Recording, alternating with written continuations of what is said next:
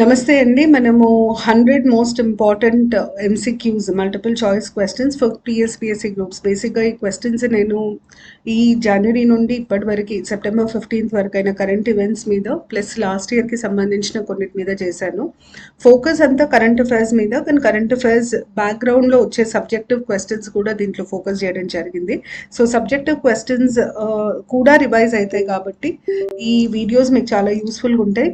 MCQs pick చేయడానికి main reason ఏంటంటే exam దగ్గరకు వస్తుంది, మీకు ఎంసీక్యూస్ అయితే ప్రాక్టీస్కి ఈజీగా అవుతుంది అని చెప్పి ఎంసీక్యూస్ చేస్తున్నాను. అయితే ప్రతి ఎంసీక్యూ తర్వాత దానికి సంబంధించిన ఎక్స్ప్లెనేషన్ కూడా ఇస్తాను. ఆ ఎక్స్ప్లెనేషన్లో కొన్ని కీ పాయింట్స్ ఉంటాయి, నేను మీకు అవి కూడా చెప్తాను. వాటిని కూడా మీరు గుర్తుపెట్టుకుంటే మీకు ఎగ్జామ్లో కరెంట్ అఫైర్స్కి చాలా యూజ్ అవుతుంది.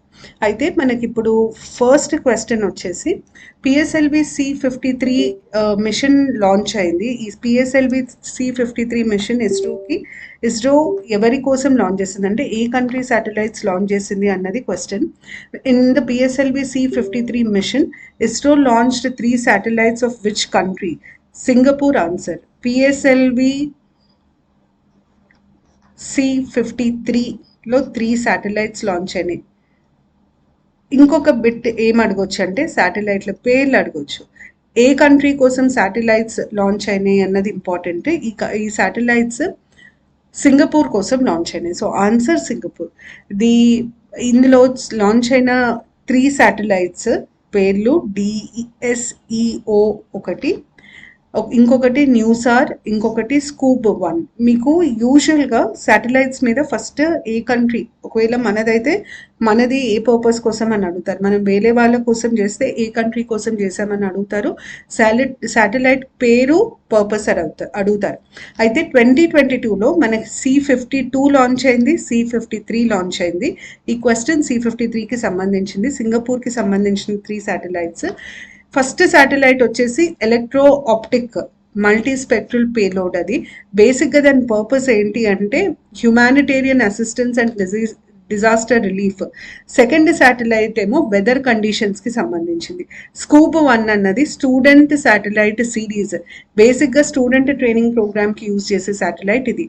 సో శాటిలైట్ పేరు, పర్పస్ ఇంపార్టెంట్. మీకు పిఎస్ఎల్వి C53 ఎవరి కోసం? సింగపూర్. శాటిలైట్స్ పేర్లు ఏంటి, వాటికి పర్పస్ ఏంటి, ఈ 3 పాయింట్స్ ఇంపార్టెంట్. దాని తర్వాత నెక్స్ట్ 2022 రిసైలెంట్ డెమోక్రసీ స్టేట్మెంట్ అనే ఒక స్టేట్మెంట్ రిలీజ్ అయింది. అది ఏ ఇంటర్ గవర్నమెంటల్ ఆర్గనైజేషన్ రిలీజ్ చేసింది అన్నది క్వశ్చన్. అది రిలీజ్ చేసింది G7 నేషన్స్ రిలీజ్ చేశాయి. అయితే మనకి ఎప్పుడు ఈ G7 G20 ఇట్లాంటి న్యూస్లో వస్తే బ్యాక్గ్రౌండ్లో G7 మెంబర్స్ ఎవరు, ఎప్పుడు ఫామ్ అయింది, దాని హెడ్ క్వార్టర్స్ ఎక్కడుంది, ఇట్లాంటి డీటెయిల్స్ అడుగుతారు. సో ఫస్ట్ మీరు కరెంట్ అఫైర్స్లో గుర్తుపెట్టుకోవాల్సింది ఈ స్టేట్మెంట్ నేమ్, ఇది ఎవరిచ్చారు. మీరు ఒకవేళ వీడియో చూస్తుంటే ఒక పెన్ను పేపర్ తీసుకొని ఉట్టి స్టేట్మెంట్ నేమ్ G7 పక్కన రాసేసుకుంటే మీకు రివిజన్కి చాలా ఈజీ అవుతుంది. అయితే లీడర్స్ ఆఫ్ G7 గ్రూపింగ్ ఎవరెవరు వస్తారు అన్నది నేను దీంట్లో ఉంది. కానీ ఫస్ట్ ఈ 2022 రిసైలెంట్ డెమోక్రసీ స్టేట్మెంట్ అన్నది G7 ప్లస్ దాని 5 పార్ట్నర్ కంట్రీస్. ఆ పార్ట్నర్ కంట్రీస్లో ఇండియా కూడా ఒక మెంబర్. వీళ్ళందరూ కలిసి ఈ స్టేట్మెంట్ రిలీజ్ చేయడం జరిగింది. ఈ స్టేట్మెంట్ బేసిక్ ఫోకస్ ఏంటంటే ఫ్రీ ఫ్లో ఆఫ్ ఇన్ఫర్మేషన్. దాని basic focus free flow of information, ఇది బేసిక్ ఫోకస్. అయితే G7లో ఏ కంట్రీస్ ఉంటాయి? Canada, France, Germany, Italy, Japan, UK, US. ఈ 7 కంట్రీస్ ఉంటాయి. మనకి G6 ఫస్ట్ ఫామ్ అయింది, తర్వాత G7 ఫామ్ అయింది. ఇప్పుడు మనం G8 అని కూడా అంటాం, ఎందుకంటే ఈ 7 కంట్రీస్తో పాటు EU కూడా ఉంది. అయితే మనకి నెక్స్ట్ క్వశ్చన్ దేని మీద అడుగుతారు అంటే ఎవరు G7 నేషన్స్ ప్రెసిడెన్సీ హోల్డ్ చేస్తున్నారు 2022లో అంటే G7 నేషన్స్కి ఎవరు అధ్యక్షత వహిస్తున్నారు అని అడుగుతారు. జర్మనీ అధ్యక్షత వహిస్తుంది. 2023లో ఎవరు అధ్యక్షత వహిస్తున్నారని అడుగుతారు. 2023లో జపాన్ అధ్యక్షత వహిస్తుంది. నేను ఇంతకుముందు చెప్పినట్టు మనకు G6, G8, G7 3 ఉంటాయి. G6 అన్న దాంట్లో Germany, France, Great Britain, Italy, Japan, US ఈ 6 కంట్రీస్ ఉండే. G7లో నేను ఇంతకుముందు చెప్పిన కంట్రీస్ ఉండే. కెనడా ఒక్కటి యాడ్ అవుతుంది. కెనడా ముందు లేకుండే తర్వాత యాడ్ అవుతుంది. G8 ఏమో మనకి ఈ 7 countries plus European union. So G7 అన్నది ఎప్పుడు స్టార్ట్ అయింది అంటే 1976లో కెనడా యాడ్ అవ్వడంతో G7 మీటింగ్ ఫస్ట్ టైం ప్యూటోరికోలో జరిగింది. G7 ఎప్పుడు ఫామ్ అయింది అంటే 1976లో ఫామ్ అయింది. దాని తర్వాత నెక్స్ట్ క్వశ్చన్, ఈ అసర్షన్ రీజన్ క్వశ్చన్స్ ఎట్లా ఆన్సర్ చేయాలి అన్న చాలా మందికి తెలీదు. ఫస్ట్ మీరు ఈ 2 స్టేట్మెంట్స్ చదవండి. ఈ 2 స్టేట్మెంట్స్ కరెక్టా రాంగా అన్నది చూసుకోవాలి. ఈ 2 స్టేట్మెంట్స్ కరెక్ట్ అయితే మీరు సి ఎలిమినేట్ చేయాలి. తర్వాత బి, ఈ 2 స్టేట్మెంట్స్ మధ్యలో ఇక్కడ బికాజ్ అనే ఒక వర్డ్ వస్తే అంటే ఈ స్టేట్మెంట్కి ఇది కరెక్ట్ ఎక్స్ప్లెనేషనా కాదా అన్నది చూసుకోవాలి. బికాజ్ అన్న వర్డ్ వచ్చి ఆ స్టేట్మెంట్కి ఇది కరెక్ట్ ఎక్స్ప్లెనేషన్ అయితే ఏ ఆన్సర్ అవుతుంది. ఈ స్టేట్మెంట్కి సంబంధం లేకపోతే లేదా కరెక్ట్ ఎక్స్ప్లెనేషన్ కాకపోతే బి ఆన్సర్ అవుతుంది. సో ఫస్ట్ మనం సిఎండిని రూల్ అవుట్ చేయాలి. సిఎండి కాకపోతే అది ఏ కానీ బి కానీ అవుతుంది. అసర్షన్ ఏంటంటే the GST day is observed in India on 1st July. అవును, ఇది correct. The first 101 constitutional amendment act came in to force on 1st July 2018. దీంట్లో 2 ఫ్యాక్ట్స్ ఉన్నాయి. మొదటిది వచ్చేసి 101 కాన్స్టిట్యూషనల్ అమెండ్మెంట్ యాక్ట్ జిఎస్టీకి సంబంధించిందా కాదా, ఇది జిఎస్టీకి సంబంధించింది. అయితే ఇది 1st July 2018 రోజు ఇంప్లిమెంట్ అయ్యిందా లేదా అన్న క్వశ్చన్కి వస్తే 1st July 2018 కాదు, ఇది 2017. అంటే ఈ స్టేట్మెంట్ తప్పు. కాబట్టి A is true, R is false. C మనకు ఆన్సర్ అవుతుంది. C is answer. ఇది కరెంట్ అఫైర్స్కి ఎట్లా రిలేట్ అయింది అంటే 1st Julyని మనం జిఎస్టీ డే లాగా అబ్జర్వ్ చేస్తాం, అందుకనే ఈ క్వశ్చన్ ఇచ్చాను. GST Day is celebrated on July 1st. 101 Constitutional Amendment Act 2016లో వచ్చింది. 1st July 2017 నుండి ఇది ఫోర్స్లోకి రావడం జరిగింది. It was introduced with the idea of one nation, one market, one tax. So what is the idea behind GST అంటే one nation, one market, one tax. దాని తర్వాత next consider the following statements and identify the correct statements. ఎప్పుడైనా మీరు గుర్తుపెట్టుకోవాల్సింది ఏంటంటే ఈ correct అన్న పదాన్ని మీరు అండర్లైన్ చేసుకోవాలి. కరెక్ట్, ఇన్కరెక్ట్ ఇక్కడే చాలా మంది చాలా తప్పులు చేస్తారు. చాలా జాగ్రత్తగా ఆన్సర్ చేయాలి. The United Nations human settlements programme, దీన్ని UN హ్యాబిటాట్ అంటారు, is the United Nations Program for Human Settlements and Sustainable Urban Development, established in 1978. It is headquartered at Geneva, Switzerland. ఎప్పుడైనా ఇంటర్ గవర్నమెంటల్ ఆర్గనైజేషన్స్కి headquarters తెలవడం important. మరి మీరు అడగచ్చు, madam మీరు G7 కంట్రీస్కి హెడ్ క్వార్టర్ చెప్పలేదు అని. G7 కంట్రీస్కి హెడ్ క్వార్టర్ ఉండదు. సో నేను అందుకనే హెడ్ క్వార్టర్ చెప్పలేదు. అయితే దీని హెడ్ క్వార్టర్ జెనీవా, స్విట్జర్లాండ్. ఇవి 2 మనకి ఇచ్చిన స్టేట్మెంట్స్. దీని ఆన్సర్ వచ్చేసి ఏ కరెక్ట్. ఎందుకంటే దీని హెడ్ క్వార్టర్స్ నైరోబీ, కెన్యాలో ఉన్నాయి. సో UN హ్యాబిటాట్ ఎస్టాబ్లిష్ అయింది 1978. 3 పాయింట్స్. ఎప్పుడు ఎస్టాబ్లిష్ అయింది? 1978. దాని మెయిన్ పర్పస్ ఏంటి? హ్యూమన్ సెటిల్మెంట్, ఇంకా sustainable urban development. Sustainable urban development, ఇది గుర్తుపెట్టుకోవాలి. థర్డ్ పాయింట్, దాని హెడ్ క్వార్టర్స్ ఎక్కడ? Nairobi, Kenya.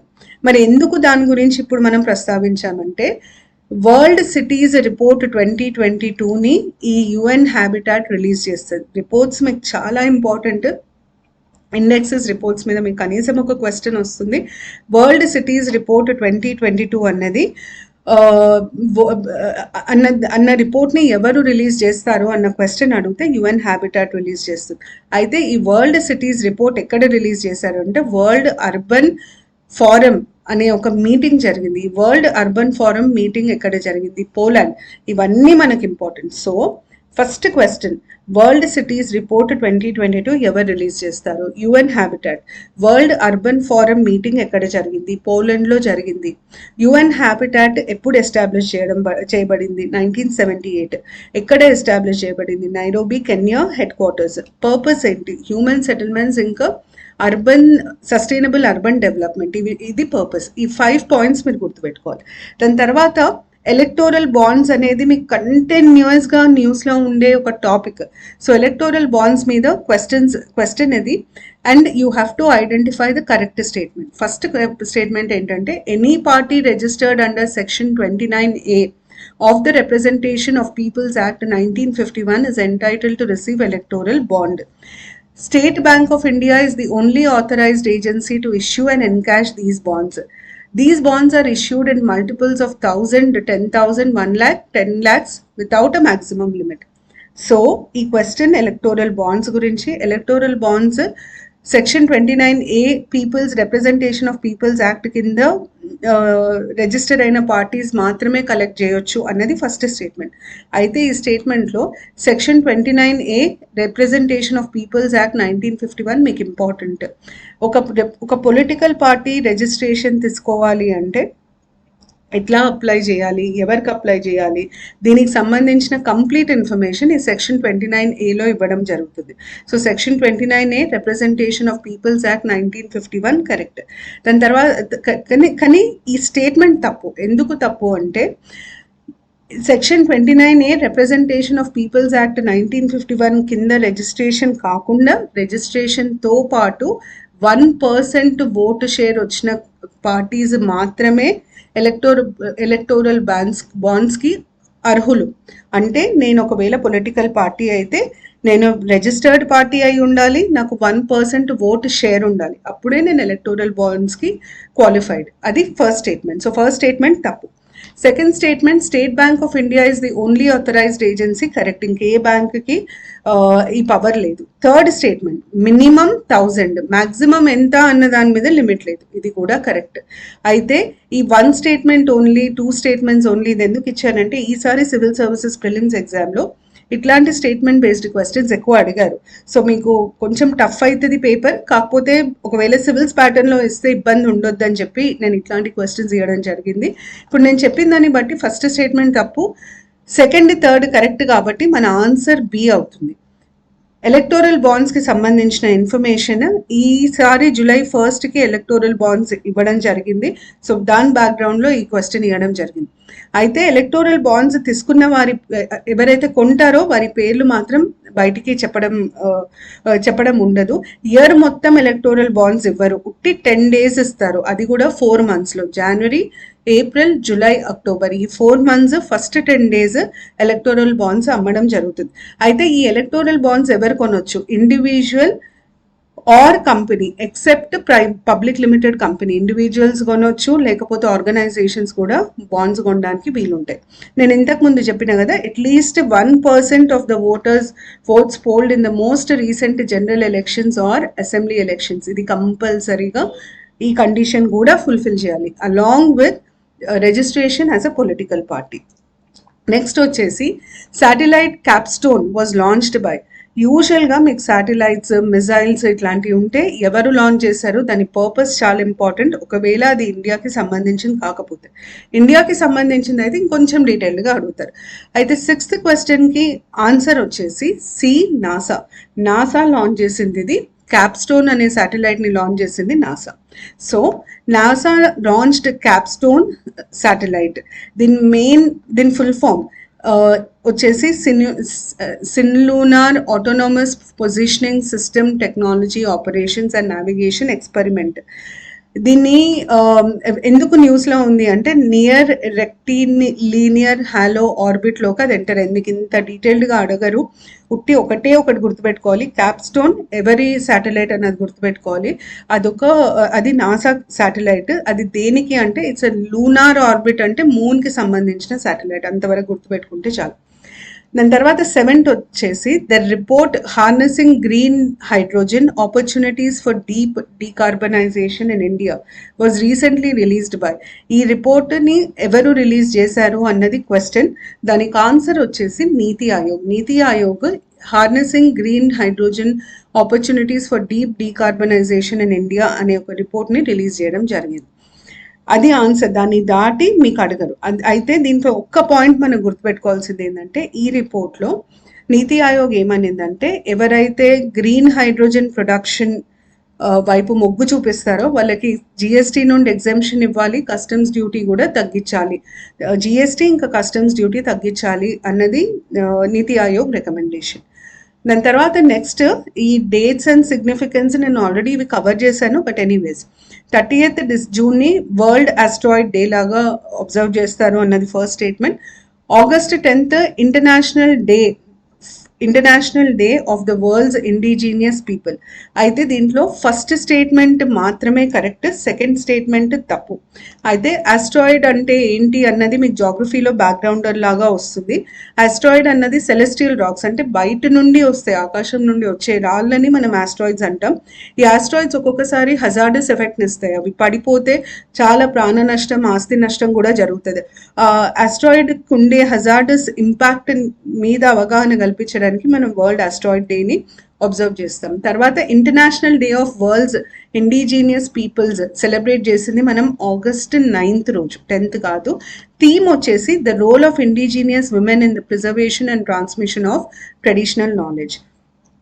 Next 9, the bank board bureau will be replaced with. మన దగ్గర బ్యాంక్స్ బోర్డ్ బ్యూరో అనే ఒక ఆర్గనైజేషన్ ఉంది. దాని మెయిన్ పర్పస్ ఏంటంటే పెద్ద పెద్ద బ్యాంక్స్కి సంబంధించి వాటి హెడ్స్ని అపాయింట్ చేసేటప్పుడు గవర్నమెంట్కి ఎవరిని రిక్రూట్ చేయాలి అన్న దాని మీద రికమెండ్ చేయడానికి ఈ బ్యూరో ఉండేది.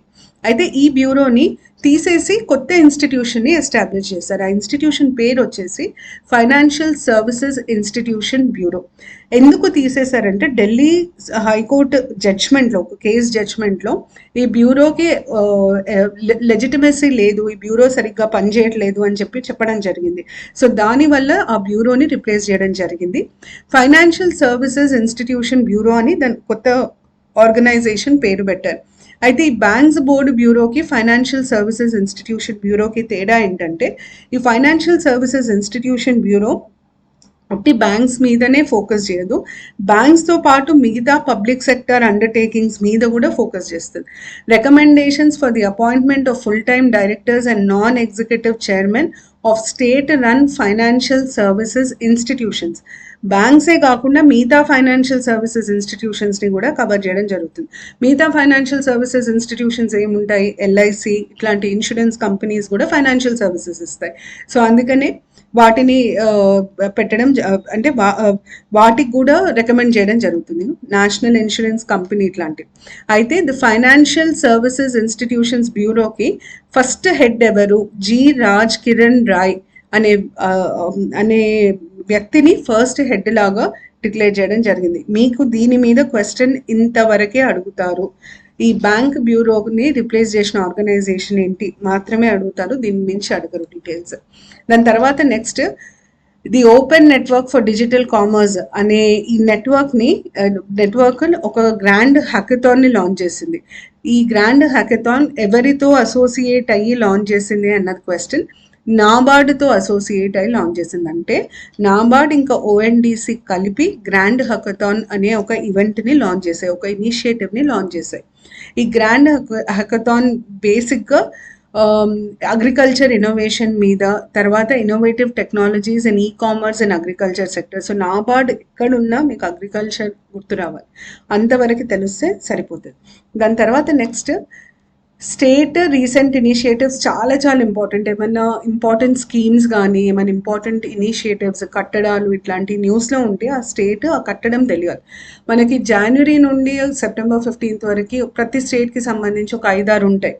తెలిస్తే మంచిదే, ఎందుకంటే ఇట్లాంటివి ఒక్క క్వశ్చన్ అన్న వచ్చే ఛాన్స్ ఉంటుంది. ఈ హిమాచల్ ప్రదేశ్ వాళ్ళు నారీకో నమన్ అనే ఒక ఇనిషియేటివ్స్ని స్టార్ట్ చేశారు అన్నది ఫస్ట్ స్టేట్మెంట్. సెకండ్ స్టేట్మెంట్ వచ్చేసి Karnataka MOU for establishing 300 acre semiconductor high tech park and semiconductor fab unit. So semi కండక్టర్కి సంబంధించి పార్క్ కర్ణాటక ఎస్టాబ్లిష్ చేస్తుంది అని ఇచ్చారు. ఇన్కరెక్ట్ పేరు. ఓకే, నెక్స్ట్ క్వశ్చన్ వచ్చేసి ఇనిషియేటివ్స్ అండ్ స్టేట్ గవర్నమెంట్. అంటే ప్రతి రాష్ట్రం కొన్ని స్కీమ్స్ కానీ పాలసీస్ కానీ ఇన్ఫ్రాస్ట్రక్చర్ డెవలప్మెంట్ కానీ చేస్తుంది. ఒక్కొక్కసారి మీ ఎగ్జామ్లో ఎట్లా అడుగుతారంటే స్టేట్ ఇనిషియేటివ్ అడుగుతారు. జనవరి నుండి సెప్టెంబర్ వరకు మనకి ప్రతి స్టేట్కి సంబంధించి ఒక 2-3 ఇనిషియేటివ్స్ చాలా ఇంపార్టెంట్ ఉంటాయి. ఆ ఇనిషియేటివ్స్ కూడా ఈ క్వశ్చన్స్లలో కవర్ అయ్యాయి. అయితే ఇప్పుడు మనము చూసే ఇనిషియేటివ్స్ స్టేట్స్ చూద్దాం. మీరు ఇన్కరెక్ట్ పేర్స్ ఐడెంటిఫై చేయాలి, కరెక్ట్ కాదు ఇన్కరెక్ట్ పేర్స్. హిమాచల్ ప్రదేశ్ ఏమో నారీకో నమన్ అనే ఇనిషియేటివ్ స్టార్ట్ చేసింది అన్నది ఫస్ట్ స్టేట్మెంట్. అయితే కర్ణాటక సెమీ కండక్టర్ పార్క్ని ఎస్టాబ్లిష్ చేయాలని MOU సైన్ చేసింది అన్నది సెకండ్ స్టేట్మెంట్. ఫస్ట్ స్టేట్మెంట్ తప్పు, first statement correct, second statement తప్పు. ఫస్ట్ స్టేట్మెంట్ హిమాచల్ ప్రదేశ్ నిజంగానే కో నమన్ అనే ఇనిషియేటివ్స్ని స్టార్ట్ చేసింది. సెకండ్ స్టేట్మెంట్ ఎందుకు తప్పు అని అంటే ఇది కర్ణాటక కాదు, ఇది Tamil Nadu semi conductor park establish చేయాలి అని చెప్పి డిసైడ్ చేసింది. సో ఇన్కరెక్ట్ పేర్ని మనం ఐడెంటిఫై చేయాలి కాబట్టి మన ఆన్సర్ వచ్చేసి బి ఇన్కరెక్ట్ పేర్ అవుతుంది. కర్ణాటక ఇంకా ఇది తప్పు కాబట్టి ఇన్కరెక్ట్ పేర్ని మనం ఐడెంటిఫై చేయాలి. Answer B. నారీకో నమన్, మీరు దీనికి ఏం చేయొద్దు. హిమాచల్ ప్రదేశ్ నారీకో నమన్, తమిళనాడు ఇంకా సింగపూర్ బేస్డ్ ఐజిఎస్ఎస్ వెంచర్స్, అది కూడా అడగారు మిమ్మల్ని.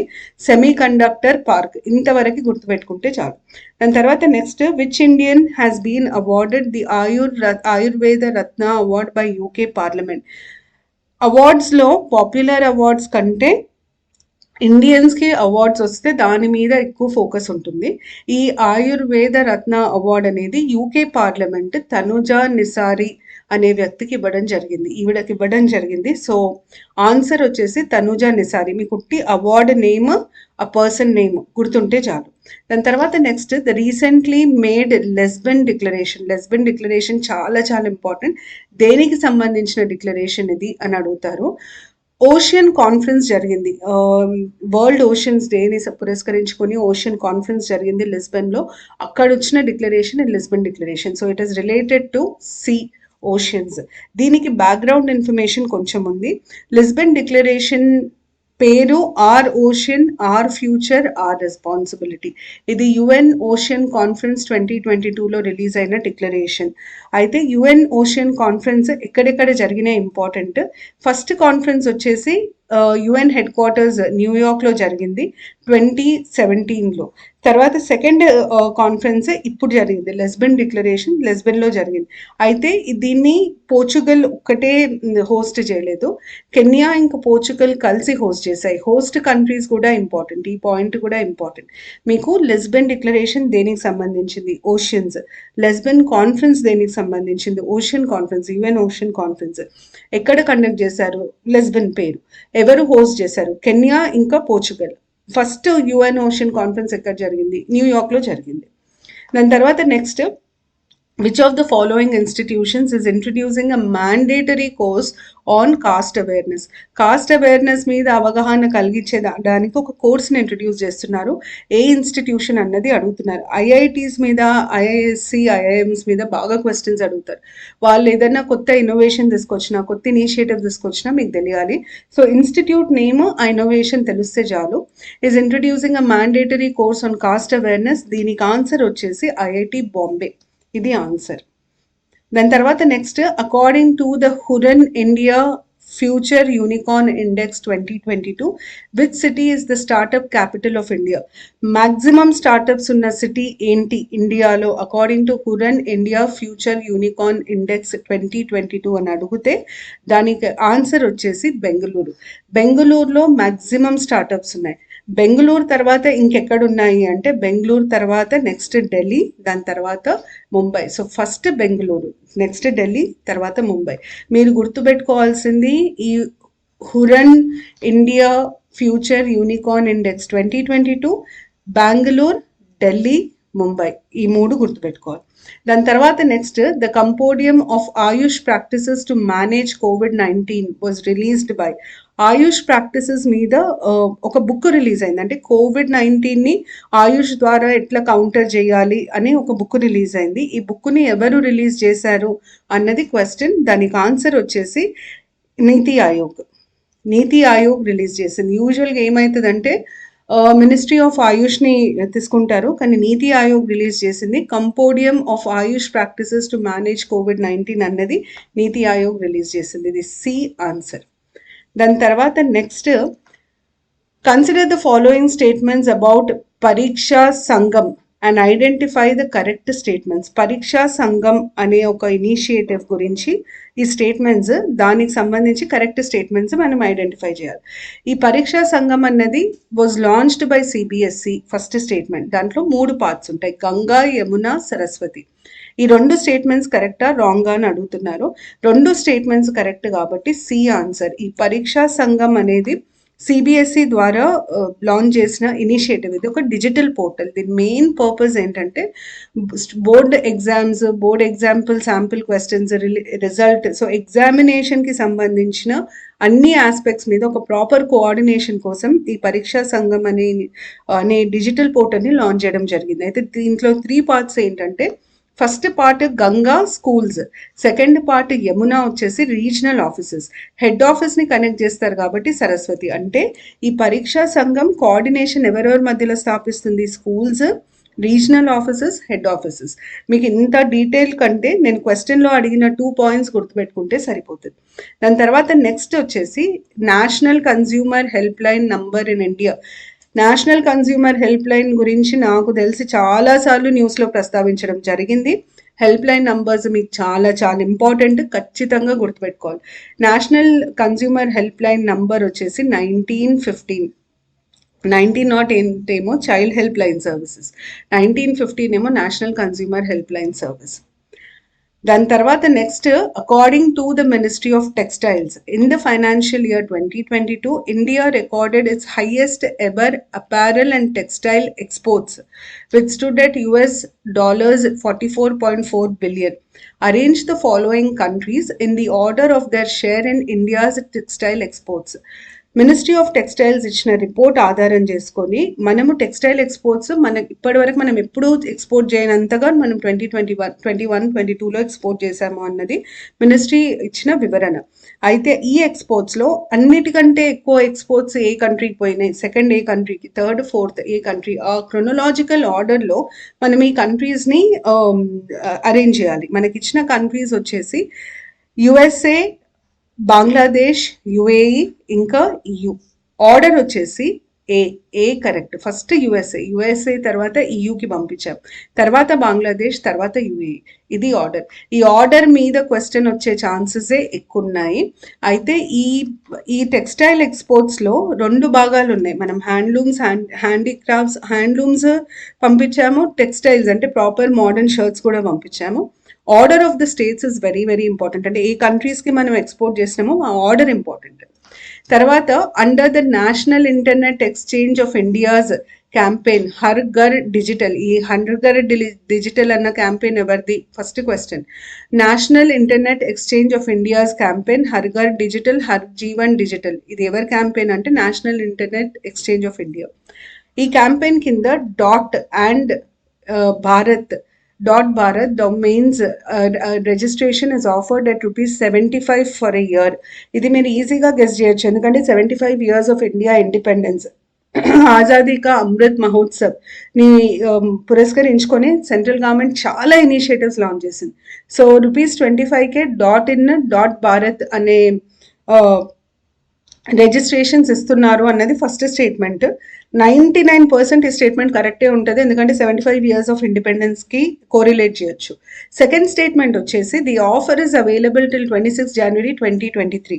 ఇది చూడాల్సింది. ఇది తప్పు స్టేట్మెంట్, ఎందుకంటే అది ఉట్టి ఆగస్ట్ మంత్ వరకే ఇచ్చారు ఆఫర్. ఆగస్ట్లో మాత్రమే ₹75కి ఇచ్చారు. సో మనకి ఆన్సర్ ఏ, 20 ఆన్సర్ వచ్చేసి ఏ. దాని తర్వాత నెక్స్ట్, ఇది national internet exchange of India NIXI has offered .in and .bharat domains registration at ₹75 till 20th of August. 20th of August వరకే ఇది ఇవ్వడం జరిగింది.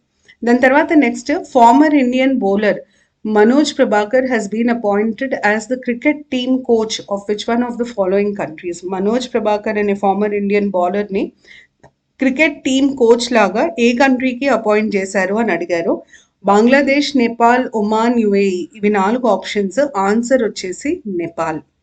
మనకి ఎప్పుడైతే ఇండియన్స్ ప్రామినెంట్ పొజిషన్స్ ఆక్యుపై చేస్తారో, అది స్పోర్ట్స్ కానివ్వండి, పాలిటిక్స్ కానివ్వండి, సైన్స్ అండ్ టెక్నాలజీ కానివ్వండి, మీకు దాని డీటెయిల్స్ తెలియాలి. సో పర్సన్ ఇన్ న్యూస్, ఎందుకు ఇన్ న్యూస్, ఇది ఒక్కటి రాసుకుంటే సరిపోతుంది. Former Indian pace bowler Manoj Prabhakar has been appointed as Nepal head coach. He replaced Pubudu Dasanayake in a wicket keeper of Sri Lanka. ఇంతవరకు అడగరు, మీరు ఏ country అనేది గుర్తుపెట్టుకుంటే చాలు. తర్వాత 44th వరల్డ్ చెస్ ఒలింపియాడ్ అనేది ఒక చాలా రెప్యూటెడ్ స్పోర్టింగ్ ఈవెంట్, అది ఇండియాలో చెన్నైలో జరిగింది. సో 99% మీ question 44th world chess olympiad ఎక్కడ ఆర్గనైజ్ చేశారు అన్నది అడుగుతారు, అది చెన్నై. అయితే ఈ ఒలింపియాడ్లో Uzbekistan won the gold medal in men's category, Ukraine won the gold medal in women's category, India won the bronze medal in both men's and women's category. ఈ మూడు మనకున్న options. Uzbekistan won the gold medal in men's category, correct. Ukraine won the gold medal in women's category, correct. Kani India won the bronze medal in women's category, not men's category. Men's category lo India ranking 4. So idi tappu kabatti mana answer will be B. 44th World Chess Olympiad took place in Chennai. ఇది important. దాని తర్వాత next మనకు తెలియాల్సింది Uzbekistan gold, followed by Armenia, followed by India. దాని finished second and India 2 third. దాని తర్వాత in women's event Ukraine 1 gold, Georgia silver, India bronze. Finished second, sorry ఇది India 4, India 2 కాదు, ఇండియా 4, ఇండియా 3rd కాదు, India 4th వచ్చింది ఇంట్లో. దాని తర్వాత next, the union minister of agriculture and farmers welfare has recently laid down the foundation stone of the Indo-Israel Center of Excellence for Vegetables in Chandoli, located in. ఇది first Indo-Israel centre of excellence for vegetables. ఇది ఎక్కడ establish చేశారు, ఏ స్టేట్లో అన్నది question. Answer వచ్చేసి Uttar Pradesh. It is established in Uttar Pradesh, Chandoli, Uttar Pradesh. Technology for the center is provided by India-Israel Action Plan. India Israel action plan 2006లో sign చేశారు. దీని కింద ఈ ఫస్ట్ సెంటర్ని స్టార్ట్ చేయడం జరిగింది. దాని తర్వాత next, Chabahar day was observed on 31st July. ఇది assertion. Chabahar has been linked to INSTC to connect the Central Asian markets. ఇది రీజన్. ఎందుకు సెలబ్రేట్ చేశామంటే ఇది రీజన్. ఇది కరెక్టా కాదా? ఫస్ట్ మీకు 2 స్టేట్మెంట్స్ కరెక్టా రాంగ్గా తెలియాలి. 2 స్టేట్మెంట్స్ కరెక్ట్ కాబట్టి సి ఇంకా డి రూల్డ్ అవుట్. ఇప్పుడు బికాజ్ పెట్టి మనకి ఈ 2 స్టేట్మెంట్స్లో ఉన్నది నిజం కారణమా కాదా అన్నది చూడాలి. ఇది నిజం కారణం. Chabahar has been linked to INSTC కాబట్టి ఆ సందర్భంగా 31st Julyని చాబహార్ డే లాగా అబ్జర్వ్ చేయడం జరిగింది. అయితే మనకి Chabahar day to mark the Chabahar link to INSTC connecting Central Asian markets in Mumbai on 31st July. INSTC full form వచ్చేసి international north south transport corridor. ఇది ఇండియా బ్యాక్డ్ కాబట్టి ఇది మనకి చాలా చాలా ఇంపార్టెంట్.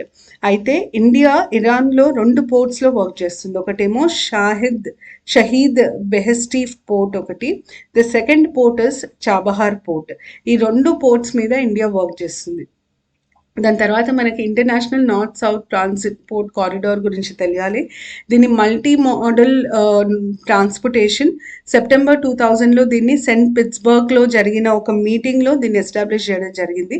3 కంట్రీస్ దీనికి బేస్ పెట్టాయి. ఒకటి ఇరాన్, ఇంకోటి రష్యా, ఇంకోటి ఇండియా. దాని తర్వాత మిగతా అన్ని కంట్రీస్, ఇంకొక 11 కంట్రీస్ జాయిన్ అవ్వడం జరిగింది. మీకు డీటెయిల్స్ ఏవేవైతే ఇంపార్టెంటో అది మాత్రమే చెప్తున్నాను. దాని తర్వాత కారిడార్ ఎక్కడ కనెక్ట్ చేస్తుంది అంటే ఇండియన్ ఓషన్, పర్షియన్ గల్ఫ్, ఇంకా కాస్పియన్ సీని కనెక్ట్ చేస్తుంది via the Islamic republic of Iran. ఇంకొకటి చాబహార్ పోర్ట్ గురించి మనకు తెలియాలి. చాబహార్ పోర్ట్ ఎక్కడుంది? మక్రన్ కోస్ట్ ఆఫ్ సిస్టన్, బలూచిస్తాన్ ప్రావిన్స్. చాలాసార్లు ఈ క్వశ్చన్స్ అడుగుతారు.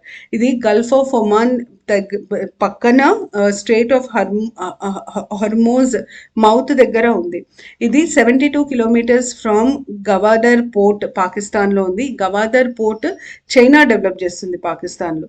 సో మీకు బేసిక్గా తెలియాల్సింది ఏంటంటే ఈ చాబహార్ పోర్ట్లో 2 పోర్ట్స్ ఉన్నాయి. ఒకటి షహీద్ బెహెస్తి పోర్ట్, ఇంకోటి షహీద్ కలంతరీ పోర్ట్. ఈ 2 పోర్ట్స్లో Shahid Beheshti port India develop చేయడం జరిగింది. సో దీని మీద మనకు వచ్చే క్వశ్చన్స్ ఏంటంటే, ఫస్ట్ చాబహార్ పోర్ట్ డే ఏ రోజు అబ్జర్వ్ చేశారు, ఎందుకు అబ్జర్వ్ చేశారు, ఈ INSTC ఫుల్ ఫామ్ ఏంటి, ఇండియా ఇంట్రెస్ట్ ఎక్కడెక్కడ ఉన్నాయి, Shahid Beheshti port, Chabahar port. తర్వాత చాబహార్ పోర్ట్ లొకేషన్ చాలా ఇంపార్టెంట్ మనకి. దాని తర్వాత చాబహార్ పోర్ట్ ఎవరో డెవలప్ చేశారు, ఇండియా, ఇరాన్, ఆఫ్ఘనిస్తాన్ మధ్యలో జరిగిన అగ్రిమెంట్ అది. ఈ international north south transport corridor అనేది ఎప్పుడు స్టార్ట్ అయింది, ఎవరు స్టార్ట్ చేశారు? 2000లో స్టార్ట్ అయింది. ఇరాన్, రష్యా, ఇండియా స్టార్ట్ చేశాయి.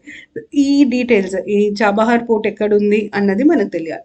దాని తర్వాత smile initiative of the ministry of social justice and empowerment focuses on transgenders beggars ఇద్దరు, అంటే ఈ స్మైల్ అనే ఇనిషియేటివ్ కింద 2 సబ్మిషన్స్ ఉన్నాయి.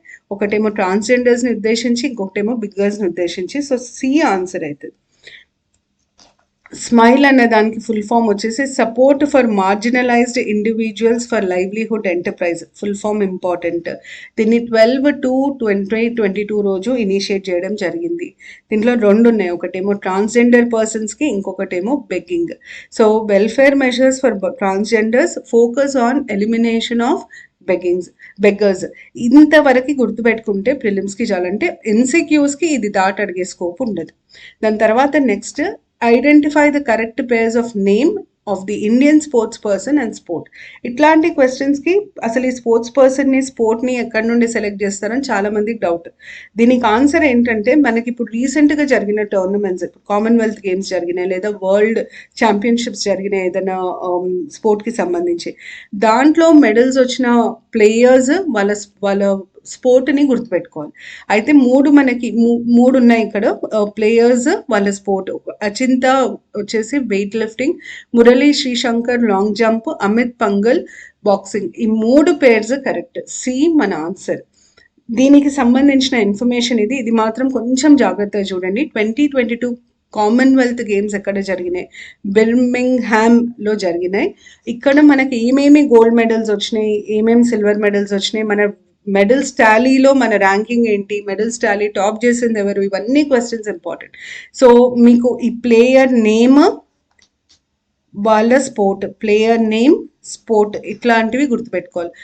Gold in men's table tennis, తర్వాత India win gold in lawn bowls women's 4 teams. Malaysia 1 gold in mixed badminton beating India, అంటే ఇండియాకి silver వచ్చింది బ్యాడ్మింటన్లో. తర్వాత Tulika Maan gets silver in women's 78 category judo, ఇది ఇంపార్టెంట్. దాని తర్వాత మురళీ శ్రీశంకర్ లాంగ్ జంప్.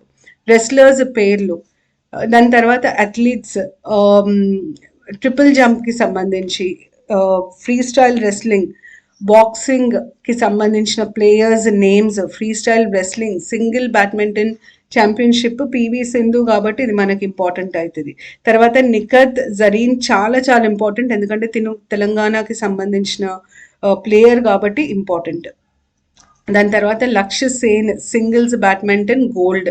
తర్వాత Satwik Sairaj Rankireddy and Chirag Shetty gold double badminton. తర్వాత అచింతా శరత్ కమల్ అనే వ్యక్తి టేబుల్ టెన్నిస్. అచింతా శరత్ కమల్తో పాటు Sreeja Akula. Australia beat Indian cricket team to win gold, అంటే ఇండియాకి సిల్వర్ వచ్చింది. అయితే ఈ కామన్వెల్త్ గేమ్స్లో టాప్ చేసిన వాళ్ళు ఎవరు? టాప్ చేసిన country Australia. First highest number of medals ఆస్ట్రేలియాకి వచ్చింది. ఆస్ట్రేలియా తర్వాత ఇంగ్లాండ్, తర్వాత కెనడా, తర్వాత ఇండియా. ఇండియాది 4th place. ప్లీజ్ ఈ ప్లేయర్స్ పేర్లు, వాళ్ళ గేమ్స్ అండ్ ఇండియాకు వచ్చిన మెడల్స్ టాలీ ఇది చూసుకోవడం ఇంపార్టెంట్. దాని తర్వాత which country one the women's European football championship. బయట జరిగే కీ స్పోర్టింగ్ ఈవెంట్స్లో మీకు ఎక్కువ డెప్త్కి అడగరు, ఎవరు గెలిచారు, ఎవరి మీద గెలిచారు తప్ప ఇంకొకటి అడిగే ఛాన్స్ ఉండదు. ఇది గెలిచింది England, European football championship, women's European football championship England గెలిచింది. ఇంగ్లాండ్ ఎవరి మీద గెలిచింది అన్నది ఇంపార్టెంట్. సో ఇంగ్లాండ్, జర్మనీ 2 గుర్తుపెట్టుకోవాలి.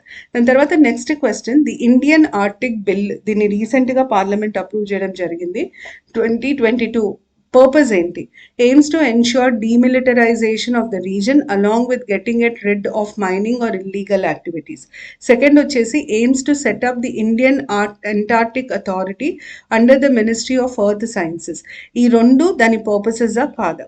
ఇండియన్ అంటార్టిక్ బిల్ ఒక చాలా ఇంపార్టెంట్ ఇనిషియేటివ్ ఇండియాది. మనకు అంటార్టికాలో ఆల్రెడీ రీసెర్చ్ సెంటర్స్ ఉన్నాయి. అయితే ఇనిషియేటివ్ ముఖ్య ఉద్దేశం ఇవి 2 వస్తాయి. అక్కడ మైనింగ్, ఇల్లీగల్ మైనింగ్ యాక్టివిటీస్ కాకుండా మనం దాన్ని కాంట్రిబ్యూట్ చేయడము, ఇంకొకటి ఇండియా అంటార్టిక్ అథారిటీని ఎస్టాబ్లిష్ చేయడం. So C answer, 2 correct. కాబట్టి నేను ఇంతకుముందు చెప్పినట్టు ఇండియా అంటార్టిక్ బిల్ 2022ని మనం పాస్ చేశాము. ఎందుకు అంటే national measures for protecting the Antarctic environment and dependent and associated ecosystem. మనం ఇది ఎందుకు చేశాము ఈ బిల్లుని అంటే, మనం ఆల్రెడీ అంటార్టిక్ ట్రీటీ సైన్ చేసాం. Protocol on environment protection, Madrid protocol అంటారు, ఇవి మనం సైన్ చేసాము. అందుకనే మనం ఈ బిల్లు చేయడం జరిగింది. అయితే దీంట్లో మనకి ఇంకా తెలియాల్సింది ఏంటంటే, ఇండియా ఆపరేషనల్ రీసెర్చ్ సెంటర్స్ అక్కడ ఏమేమి ఉన్నాయి అనేది తెలియదు. మైత్రి ఒకటి ఉంది, భారతి ఒకటి ఉంది. భారతి ఇంకా Maitri Indian operational research centres in Antarctica. మీకు సబ్జెక్టివ్ ఇన్ఫర్మేషన్, ఇది మీకు జాగ్రఫీ కింద, ఎన్వైరన్మెంట్ కింద వస్తుంది. హిమాద్రి స్టేషన్ ఏమో ఆర్క్టిక్లో ఉంది. సో హిమాద్రి ఆర్క్టిక్, మైత్రి భారతి అన్నది అంటార్క్టిక్. ఇవి రెండు గుర్తుపెట్టుకోవాలి. తర్వాత convention on the conservation of Antarctic marine living resources అన్నది 1980లో వచ్చింది. ఇంతవరకే గుర్తుపెట్టుకోవాలి, దీన్ని దాటి అవసరం లేదు. తర్వాత next, consider the following statements about the Indian national flag and identify the correct statements. ఎందుకు ఇండియన్ నేషనల్ ఫ్లాగ్ మీద అడిగిన కరెంట్ అఫైర్స్కి ఏం సంబంధం అంటే, హర్ ఘర్ తిరంగా క్యాంపెయిన్కి తిరంగా నేషనల్ ఫ్లాగ్ కాబట్టి బ్యాక్గ్రౌండర్లో ఈ question. India's national flag is based on Swaraj flag of Indian national Congress designed by Pingali Venkaiah in 1921. It was adopted during the by the Constituent Assembly on 22nd July 1947. ఇవి రెండు మనకున్న స్టేట్మెంట్స్. దీంట్లో మనం కరెక్ట్ స్టేట్మెంట్ ఐడెంటిఫై చేయాలి. Second statement correct, first statement తప్పు. ఎందుకంటే national ఫ్లాగ్ని Pingali Venkaiah గారు design చేసింది 1916లో. 1921లో దాన్ని స్వరాజ్ ఫ్లాగ్ లాగా అడాప్ట్ చేసుకోవడం జరిగింది. So India's national flag is based on Swaraj flag of Indian national Congress designed by Pingali Venkaiah in 1921 ఉండొద్దు, ఇక్కడ ఇన్ 1916 ఉండాలి. అందుకనే ఫస్ట్ స్టేట్మెంట్ తప్పు. సో మనకి తెలియాల్సిన డీటెయిల్స్ ఏంటంటే, ఇది ఏపీఎస్సికి చాలా ఇంపార్టెంట్. వెంకయ్య గారు మచిలీపట్నంలో పుట్టారు. వారు 1916లో ఈ ఫ్లాగ్ని డిజైన్ చేయడం జరిగింది. 1921లో ఒక మీటింగ్ జరిగింది విజయవాడలో. అక్కడ మహాత్మా గాంధీ ఇంకా మిగతా లీడర్స్ అందరూ వారు డిజైన్ చేసిన ఫ్లాగ్ని అప్రూవ్ చేశారు. అయితే ఫస్ట్ డిజైన్లో ఉట్టి రెండే బ్యాండ్స్ ఉండే, అంటే రెండే కలర్స్ ఉండే, రెడ్ ఇంకా గ్రీన్ ఉండే. తర్వాత దాంట్లోకి వైట్ అశోక చక్రాన్ని యాడ్ చేయడం జరిగింది. 22nd July 1947లో రోజున దీని constituent assembly Indian national flag లాగా అడాప్ట్ చేసుకోవడం జరిగింది. తర్వాత next question, the national rail and transport institute which was in news recently is located. ఈ నేషనల్ రైల్ అండ్ ట్రాన్స్పోర్ట్ ఇన్స్టిట్యూట్కి సంబంధించి పార్లమెంట్ ఒక అమెండ్మెంట్ని తీసుకొచ్చింది, అందుకనే ఇది ఇంపార్టెంట్. ఇది ఎక్కడ లొకేట్ అయి ఉంది అన్నది క్వశ్చన్. దానికి ఆన్సర్ వచ్చేసి Madhya Pradesh. The national rail transport institution is located in Madhya Pradesh. Next question, National Railway Transport Institute which was in news recently is located in. ఈ క్వశ్చన్ అడగడానికి రీజన్ ఏంటంటే, దీనికి సంబంధించి ఒక అమెండ్మెంట్ పార్లమెంట్లో పాస్ చేయడం జరిగింది. సో దీని లొకేషన్ ఎక్కడ ఉంది, ఇది ప్లేసెస్ అండ్ న్యూస్ కిందకి వస్తుంది. దీని లొకేషన్ వచ్చేసి national rail and transport institute location వచ్చేసి వడోదర, గుజరాత్. ఏ ఆన్సర్ దీనికి. బేసిక్గా లోక్సభ రీసెంట్గా సెంట్రల్ యూనివర్సిటీస్ అమెండ్మెంట్ బిల్లు తీసుకొచ్చి ఈ నేషనల్ రైల్ అండ్ ట్రాన్స్పోర్టేషన్ ఇన్స్టిట్యూట్ని డీమ్డ్ యూనివర్సిటీ లాగా ప్రకటించడం, దాన్ని గతి శక్తి విశ్వవిద్యాలయ అని ప్రకటించడం జరిగింది. So which of the following institutions have been declared as Gati Shakti Vidyalaya అని కూడా అడుగుతారు. మీరు 3 గుర్తుపెట్టుకోవాలి, national rail and transportation institute, Gati Shakti విశ్వవిద్యాలయ, వడోదర, గుజరాత్. ఈ 3 పాయింట్స్ గుర్తుపెట్టుకోవాలి. దాని తర్వాత the recently launched state university research excellence scheme provides research support to active researchers belonging to ఎవరెవరు, state universities, private universities, colleges, అన్ని 3 వస్తాయి. ఇది ఇయర్ లాంచ్ అయిన initiative. State university research excellence అనేది రీసెర్చ్ని ప్రమోట్ చేయడానికి సెంట్రల్ గవర్నమెంట్ లాంచ్ చేసింది. ఈ research excellence కింద సపోర్ట్ ఇస్తారు రీసెర్చ్కి. ఆ సపోర్ట్ ఏ స్టూడెంట్స్కి ఇస్తారంటే, వారు స్టేట్ యూనివర్సిటీ స్టూడెంట్స్ అవ్వచ్చు, ప్రైవేట్ యూనివర్సిటీ లేదా colleges. All the above answer అవుతుంది దీనికి. State University Research Excellence is an innovative scheme of the Science and Engineering Research Board, SERB వాళ్ళు స్టార్ట్ చేసింది. It's a statutory body under Department of Science and Technology. దీని main purpose ఏంటి అంటే, create robust research and development ecosystem.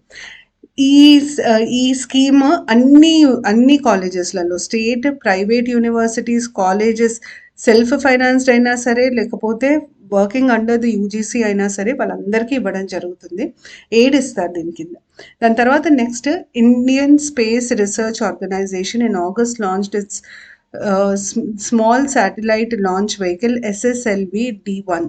It carried which of the following satellites? ఈ SSLV D1 అన్న vehicle ఏ శాటిలైట్స్ని carry చేసింది అన్నది question. 2 satellites, ఒకటేమో EOS-202, ఇంకోటి Azadi set. ఈ 2 శాటిలైట్స్ని ఈ లాంచ్ వెహికల్ క్యారీ చేసింది. సో మన ఆన్సర్ సి.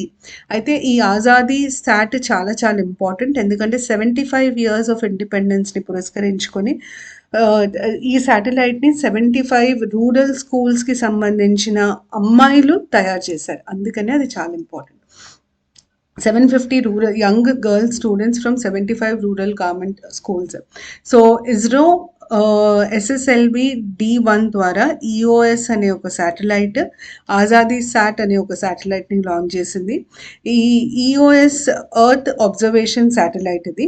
ఆజాదీ శాట్ అనేది 75 payloads have been built by 750 young girl students from 75 rural government schools. ఇది చాలా చాలా చాలా ఇంపార్టెంట్ మీకు ఎగ్జామ్కి. ఉట్టి ఆజాదీ శాట్ మీద కూడా మీకు క్వశ్చన్స్ రావచ్చు. దాని తర్వాత హిమ్ డ్రోన్ అథాన్ ప్రోగ్రామ్ని ఎవరు ఇనిషియేట్ చేశారు? By the DFI, drone federation of India, in collaboration with. ఈ హిమ్ డ్రోనథాన్ ప్రోగ్రామ్ని ఎవరెవరు స్టార్ట్ చేశారు? DFI, ఇంకా ఎవరు అంటే ఇండియన్ ఆర్మీ. మెయిన్గా డ్రోన్ టెక్నాలజీని ప్రమోట్ చేయడానికి స్టార్ట్ అయిన ఇనిషియేటివ్ ఇది. Indian Army launched HIM Droneathon program in collaboration with DFI to develop drone capabilities for meeting requirements of frontline troops. The purpose. Then tarvata next, which of the following exercises are held between India and US? ఇవి defence exercises. ఏ defence exercises India US మధ్యలో జరుగుతాయి? యుద్ధ అభ్యాస్ ఒకటి, X వజ్ర ప్రహార్ ఒకటి. 2 India ఇంకా US మధ్యలో అయ్యే exercises. C answer. యుద్ధ అభ్యాస్ ఏమో ఉత్తరాఖండ్లో అక్టోబర్లో జరుగుతుంది. దాని తర్వాత ఎక్స్ వజ్ర ప్రహార్ అన్నది హిమాచల్ ప్రదేశ్లో జరుగుతుంది ఎక్సర్సైజ్. దాని తర్వాత next, consider the following statements and identify the correct statements. ఇది ఆల్రెడీ మనం డిస్కస్ చేసిన ఇష్యూకి సంబంధించిన question. Germany holds the presidency of the G7.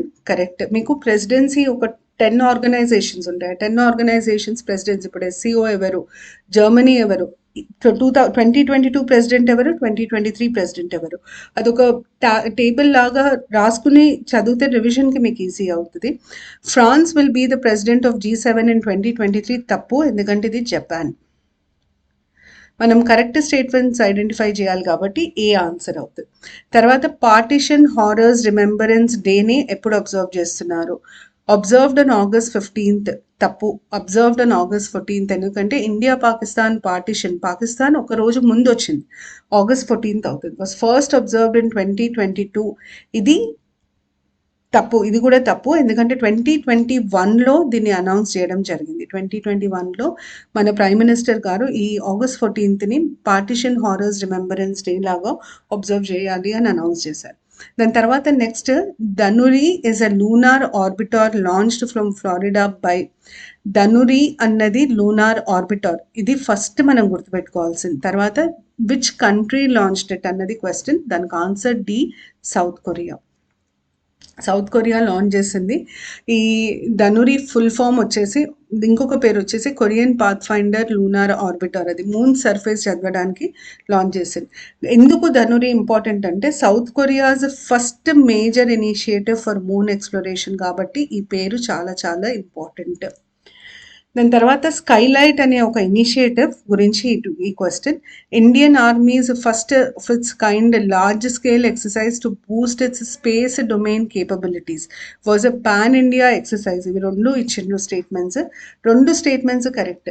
First of its kind space large scale exercise to boost its space domain capability. స్పేస్లో ఎట్లా వారికి ఉన్న capabilities మీద exercise. అది ఇండియా లెవెల్లో జరిగిన ఎక్సర్సైజ్ ఇది స్కైలైట్ అన్నది. To boost its space domain capabilities was to test operational readiness of satellite communication assets and training of personal manning these. బేసిక్గా ఆర్మీ చాలా మటుకు శాటిలైట్ కమ్యూనికేషన్ యూజ్ చేస్తుంది. మీరు ఉరి సర్జికల్ స్ట్రైక్స్ మూవీ చూస్తే దాంట్లో బాగా చూపిస్తారు ఎట్లా శాటిలైట్ కమ్యూనికేషన్ టెక్నాలజీ ఆర్మీని ఎయిడ్ చేస్తుంది అని. అయితే ఆర్మీ ఎంతవరకు శాటిలైట్ కమ్యూనికేషన్ టెక్నాలజీని యూజ్ చేయడానికి ప్రిపేర్డ్గా ఉంది అని టెస్ట్ చేయడానికి ఈ స్కైలైట్ అనే ఎక్సర్సైజ్ని కండక్ట్ చేయడం జరిగింది. ఇది ఇండియా మొత్తంలో జరిగిన ఎక్సర్సైజ్. దాని తర్వాత next ఏసియాన్ India foreign ministers meeting రీసెంట్గా జరిగింది. ఎక్కడ జరిగింది అన్నది క్వశ్చన్. దానికి ఆన్సర్ కంబోడియాలో జరిగింది. హోస్ట్ కంట్రీ ఒక్కటి తెలిస్తే చాలు. అయితే మనకి బ్యాక్డ్రాప్లో ఏసియాన్ గురించి తెలియాలి. ఏసియాన్లో ప్రస్తుతానికి 10 మెంబర్స్ ఉంటారు. 10 మెంబర్స్ ఉన్నారు. వాళ్ళ పేర్లు చాలా ఇంపార్టెంట్. పేర్లు కంట్రీస్ నేమ్స్ గుర్తుపెట్టుకోవాలి. దాని తర్వాత అసలు ఈ association of south east Asian nations ఎప్పుడు స్టార్ట్ అయింది అంటే 1967 బ్యాంకాక్ థైలాండ్లో స్టార్ట్ అయింది. బ్యాంకాక్ డిక్లరేషన్ బేస్ చేసుకొని వచ్చిన ఆర్గనైజేషన్ ఏషియాన్. అయితే ఏషియాన్ స్టార్ట్ అయినప్పుడు అందులో ఉన్న countries 5 Indonesia, Malaysia, Philippines, Singapore, Thailand. ఇవి founding members of ASEAN, founding member countries of ASEAN. దాని తర్వాత ఒక్కొక్క కంట్రీ యాడ్ అవుతుంది. 6th ఎవరు యాడ్ అయ్యారు అంటే బ్రునై, 7th ఎవరు యాడ్ అయ్యారు Vietnam, 8th Lao, 9 Myanmar, 10 Cambodia. So 10 members ఉన్నారు ఇప్పుడు. హెడ్ క్వార్టర్స్ వచ్చేసి జకార్టాలో ఉంది. హెడ్ క్వార్టర్స్ జకార్టా ఇండోనేషియాలో హెడ్ క్వార్టర్స్ ఉన్నాయి. దాని తర్వాత next 40th the criminal procedure act 2022. ఈ క్రిమినల్ ప్రొసీజర్ యాక్ట్ చాలా ఇంపార్టెంట్, ఎందుకంటే దీని మీద చాలా క్రిటిసిజం ఉంది, కాంట్రవర్సీ ఉంది. అయితే ఈ criminal procedure act 2022 replace the identification of persons act 1920 came in to effect on August 4th 2022. ఈ రెండు స్టేట్మెంట్స్ కరెక్టా రాంగా అన్నది చూడాలి. 2 స్టేట్మెంట్స్ కరెక్ట్. ఎందుకు ఇది కాంట్రడిక్టరీ అయిందంటే, ఒక వ్యక్తి ప్రిజనర్ అయినప్పుడు అంటే వారు ఏదైనా తప్పు చేసి కన్విక్ట్ అయినప్పుడు వారికి సంబంధించి కంప్లీట్ ఇన్ఫర్మేషన్ సేకరించే పవర్ గవర్నమెంట్కి ఈ యాక్ట్ ద్వారా వస్తుందన్నమాట. So the act that replaces the Indian identification of prisoners act 1920 allows the collection of identifiable information like fingerprints, footprints from convicts. Basic ఎందుకంటే increase the rate of convictions. వాళ్ళ rate of convictions, రేపు పొద్దున వాళ్ళు ఇంకెక్కడైనా crime చేస్తే వాళ్ళని పట్టుకోవడం easy కావాలి అని చెప్పి మేము ఇది తీసుకొచ్చామని గవర్నమెంట్ చెప్తుంది. కానీ ప్రైవసీ మీద చాలా క్వశ్చన్స్ రేజ్ అయ్యాయి ఈ యాక్ట్ వచ్చినప్పుడు. సో అంతవరకు మనకు తెలిస్తే చాలు. Next parliament passed family courts bill 2022 to grant statutory cover to family courts in which of the following states. Already ఉన్న ఫ్యామిలీ కోర్ట్స్ యాక్ట్ కిందికి తీసుకురావడానికి ఈ బిల్లుని తీసుకురావడం జరిగింది, అమెండ్మెంట్ చేయడం జరిగింది. ఏ స్టేట్లో ఉన్న ఫ్యామిలీ కోర్ట్స్ని ఈ బిల్లు పరిధిలోకి తీసుకొస్తున్నారు అన్నది క్వశ్చన్. ఇది ఇంపార్టెంట్, దీన్ని అడిగే ఛాన్సెస్ ఉన్నాయి. అయితే ఏ స్టేట్స్ అన్న దగ్గర మనకి 4 ఆప్షన్స్ ఉన్నాయి: హిమాచల్ ప్రదేశ్, ఉత్తరాఖండ్, నాగాలాండ్, సిక్కిం. మన ఆన్సర్ వచ్చేసి సి, హిమాచల్ ప్రదేశ్ అండ్ నాగాలాండ్. ఇవి రెండింటిని కవర్ చేయడానికి ఈ అమెండ్మెంట్ తీసుకురావడం జరిగింది. దాని తర్వాత next military exercises and participant countries. Vinbax 2022 ఒకటి, అల్ నజా 4, ఒమాన్ ఇంకా ఇండియా, ఉదార శక్తి ఇండియా, మలేషియా. ఈ మూడిట్లో ఏ పేర్స్ కరెక్ట్ అన్నది question.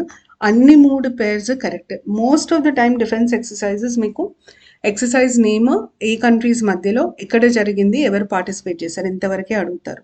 So all 3 are right. దాని తర్వాత first commercial flight of Akasa Air కొత్తగా వచ్చిన ఎయిర్లైన్స్ ఇండియాలో రీసెంట్గా పర్మిషన్ వచ్చింది. It was backed by Rakesh Jhunjhunwala, చాలా ప్రామినెంట్ వ్యక్తి.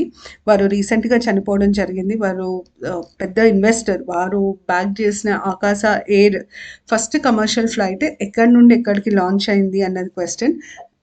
అహ్మదాబాద్ ముంబై రూట్లో వారి కమర్షియల్ ఫ్లైట్ లాంచ్ అవ్వడం జరిగింది. సో ఫస్ట్దే అడుగుతారు కాబట్టి ఈ క్వశ్చన్ ఇవ్వడం జరిగింది. దీనికి మించి మీకు ఇన్ఫర్మేషన్ అవసరం లేదు.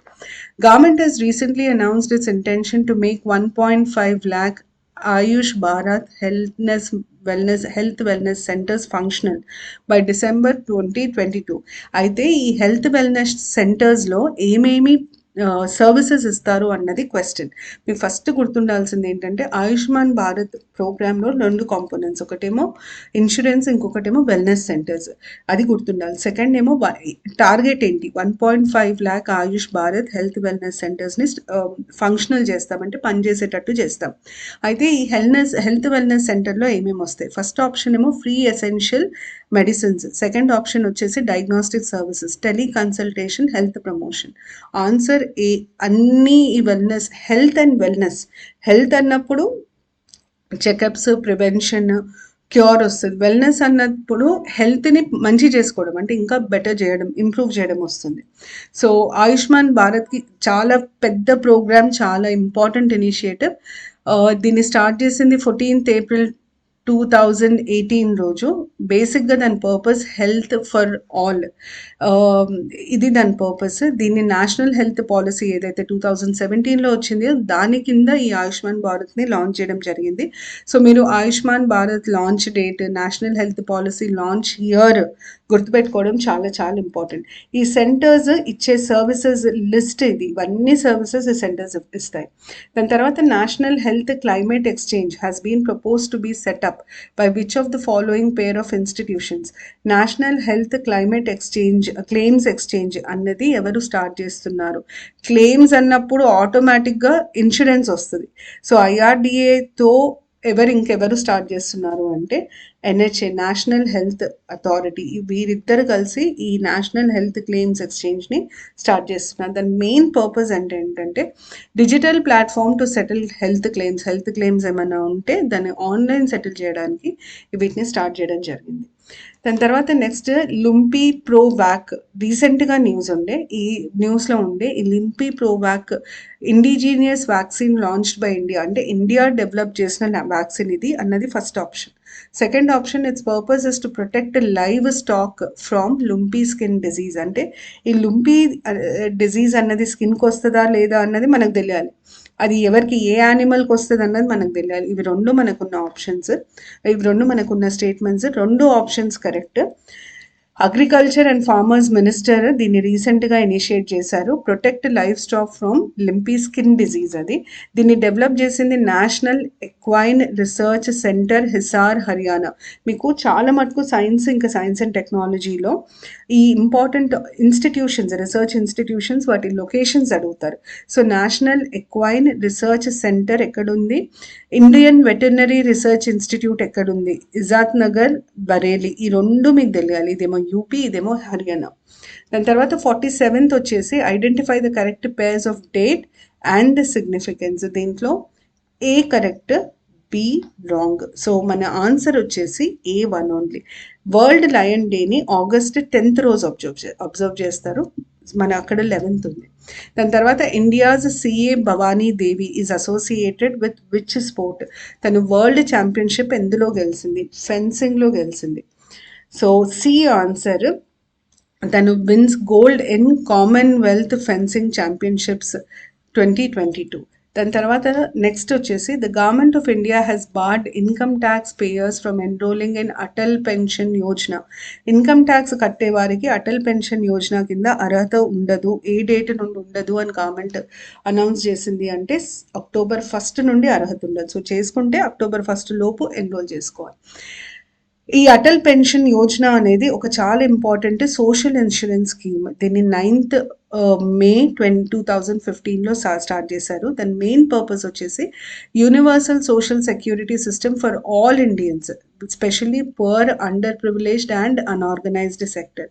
అయితే APY is open to all bank account holders between age ఎంత, 18 to 40 years. మనం ఎట్లా వస్తుంది అంటే 1000 నుండి 5000 వరకు పెన్షన్ వస్తుంది at the age of 60 years. 1000, 2000, 3000, 4500 మన సబ్స్క్రిప్షన్ అమౌంట్ని బట్టి పెన్షన్ ఉంటుంది. ఒకవేళ వారు చచ్చిపోతే వారి ప్లేస్లో వారి స్పౌజ్కి ఆ అమౌంట్ ఇవ్వడం జరుగుతుంది. ఇది అటల్ పెన్షన్ యోజనకి సంబంధించిన ఇన్ఫర్మేషన్. లాస్ట్ క్వశ్చన్ ఈ వీడియోలో, which of the following countries entered into an agreement to build the trans Himalayan multi dimensional connectivity network? ఈ ట్రాన్స్ Himalayan multi dimensional connectivity network అనేది ఏ 2 కంట్రీస్ స్టార్ట్ చేసిన ఇనిషియేటివ్ అన్నది క్వశ్చన్. దీనికి ఆన్సర్ వచ్చేసి నేపాల్ ఇంకా చైనా, ఈ 2 కంట్రీస్ కలిసి స్టార్ట్ చేసిన ఇనిషియేటివ్ ఇది. డి ఆన్సర్ అవుతుంది. Nepal and China together have started the trans Himalayan multi dimensional connectivity network. దీంతో మనం ఈ వీడియోలో క్వశ్చన్స్ కంప్లీట్ చేసాం. 50 క్వశ్చన్స్ ఒక వీడియోలో చేస్తాను. సో మీకు ఇంకేమైనా డౌట్స్ ఉంటే మీరు కింద కమెంట్ బాక్స్లో పెట్టచ్చు. నెక్స్ట్ వీడియోలో కలుస్తాను. Thank you.